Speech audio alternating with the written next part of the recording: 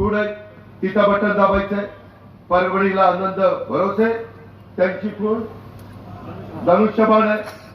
आणि गंगाखेडला पण मला वाटतं कमळ आहे. ऍटो आहे, सॉरी ऍटो, ती रासप आहे. ऍटो ऍटो हा ऍटो रिक्षा घेऊन चालला आमचा रस्ता. त्याच्यामध्ये आमचा राजेश त्याची खूण घड्याळाची.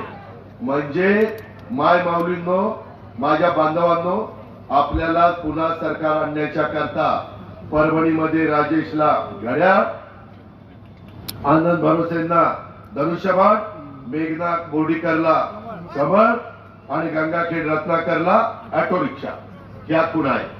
त्या लक्षात ठेवा. त्याला बटन दाबली त्या भागामध्ये की सरकार आपलं येणार. सरकार आलं की तुमच्या योजना चालू. एवढ्यावर आम्ही थांबलो नाही.